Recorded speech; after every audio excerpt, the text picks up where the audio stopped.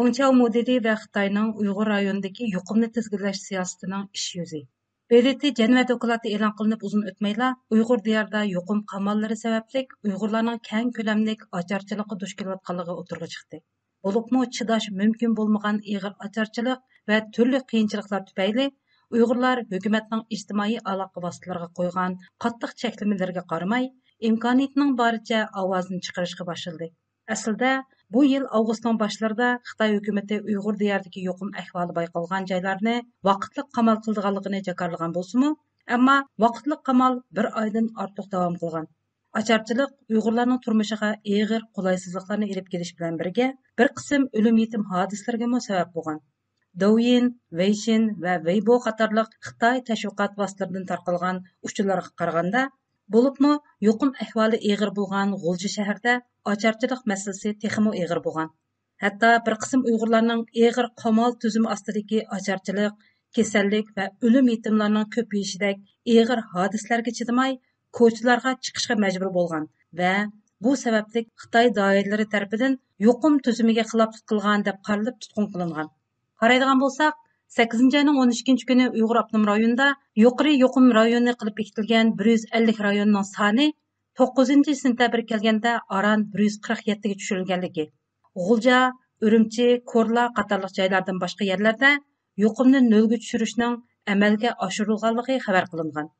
9-sentabr Eli oblastlik xalq hukumati tashviqot ishxonasi ochgan yuqum haqidagi axborot e'lon qilish yig'inida G'uljadagi tuvan yuqum holatidagi 74 kanatda qamal siyosatlari bekor qilinganligini e'lon qilish bilan birga, o'tira va yuqori yuqum holatidagi rayonlarda yo'lga qo'yilgan tadbirlarni e'lon qilgan.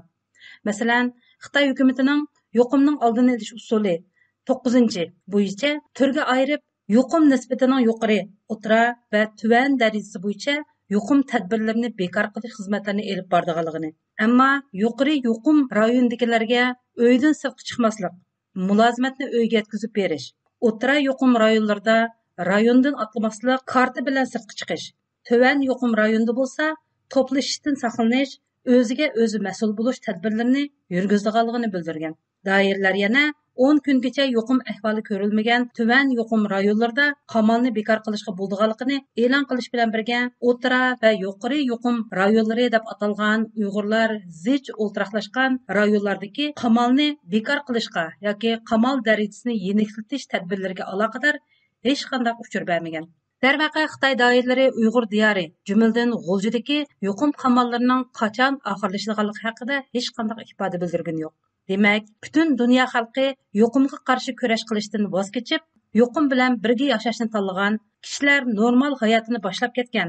Hatto Xitoy o'lkalarida yuqum qamallari bir qadar bo'shagan bir mezgilda Uyg'ur diyorida yuqum qamallari yanla eng oshqun shaklda davom qilganligi shaksiz. Undaqda Uyg'ur eldagi bu qadar og'ir oqibatlarga sabab bo'lgan yuqumni nolga tushirish siyosatining maqsadi zodi nima? Kishilarning hayotini qo'g'dashmi yoki jamiyatni kontrol qilishmi?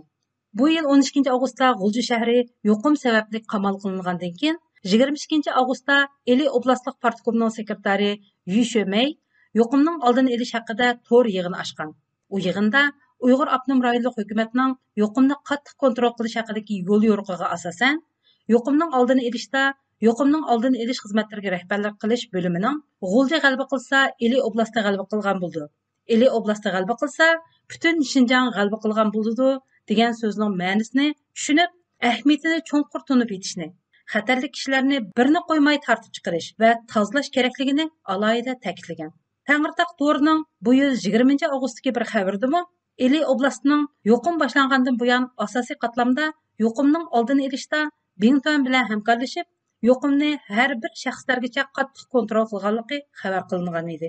Darvaqa G'uljida yuqumni yo'qotish g'albasi butun Uyg'ur diyorining g'albasi bo'lganligidek buyuk chaqiriqlarning keyinda haqiqatan yuqumni tizginlab, xalqning hayotini qo'g'dash maqsad qilinganmi yoki 3 xil kuch kategoriyasiga ayrilib yo'qotish nishoni qilingan Uyg'urlarga aloqador biror shumliq bormi?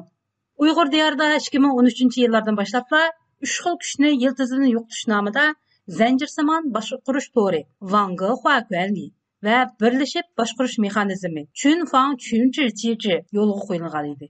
Bu usul Xitoy doiralari tomonidan Fengchao modelining Шинжаң нұсқасында Шинжаңны yangicha idora qilish tuzumi deb ta'riflangan. Mazkur siyosat yo'l qo'yilgandan keyin Xitoy ma'murlari Uyg'ur oilalariga ko'chib kirib, Uyg'urlarni 24 soat nazorat ostiga olgan va keyingi keng ko'lamli tutqun qilish, lagerlarga qamash qatorliq fojialarni keltirib chiqargan edi.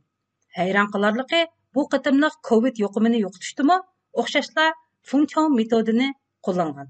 G'uljidagi zanjirsimon boshqarish to'ri va birlashib boshqarish mexanizmiga doir uchurlardan ma'lum bo'lishicha, Xitoy hukumati zanjirsimon boshqarish to'rini shakllantirishda aholi rayondagi har bir mahalla, qo'ru joylarga birdan mas'ul xodim o'rlashtirgan. Xulum qo'shnilar aro nazorat qilish, kishilar bir-birini nazorat qilish, mas'ul xodimlar o'ziga tava oilalarning yuqum qamali mazgildagi kundalik ehtiyojlardan chiqishga mas'ul bo'lish. Masala ko'rilsa, yuqoriga ma'lum qilmay o'z joyida bartaraf qilishga buyurilgan. Mahallalarga yoshlar va partiya a'zolaridan fidoyilarni qabul qilib, partiya a'zolari alohida atirti, Dangyuan Tujidui qatorliqlarni tashkillab, nazorat qilish va muqimlikni saqlash ishlariga mas'ul qilgan. Shunday qilib, Fungchong modelidagi yuqumning oldini olish siyosati yuqoridan tuvanga, hukumatdan oilagacha giralashgan aloqa to'ri muhitida yo'chiq qoldirmay tizginlash darajasiga yetgan. Ya'ni kanatlarni aholilarni nazorat qilgan.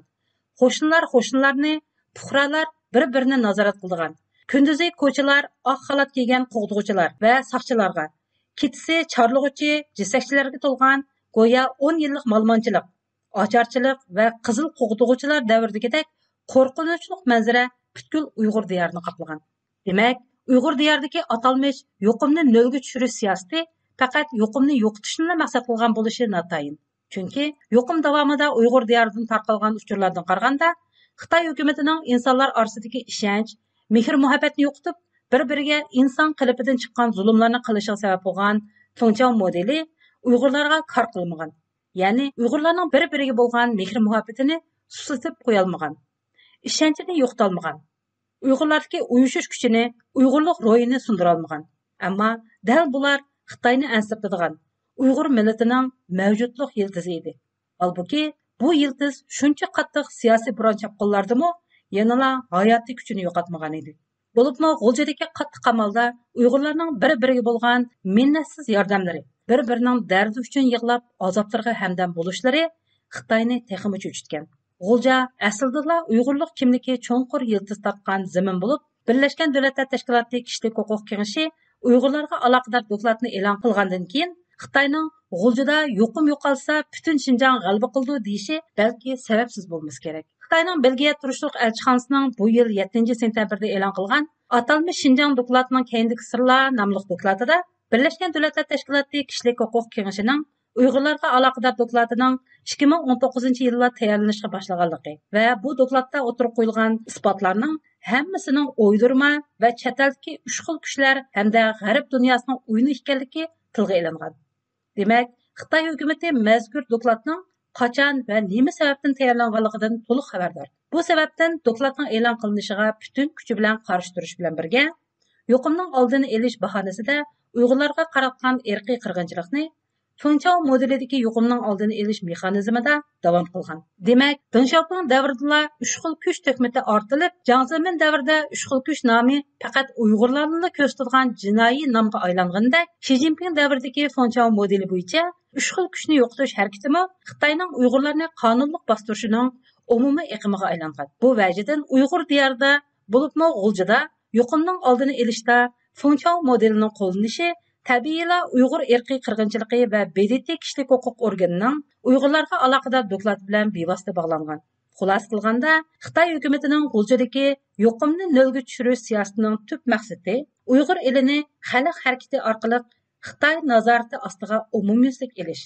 Uyg'urlarni hech qanday qarshilik ko'rsatilmaydigan, hatto BDT kishilik huquq kengashining dokladi sababli Xitoyning xalqaro jinoiy mas'uliyati surish qilinadigan ahvol yuz bergandimi, Uyg'ur diyorida allburun shakllantirilgan bu xil nazorat sistemasi orqali o'z jinoyatlarini yoshirib qilish va javobgarlikdan qechishni maqsad qilgan.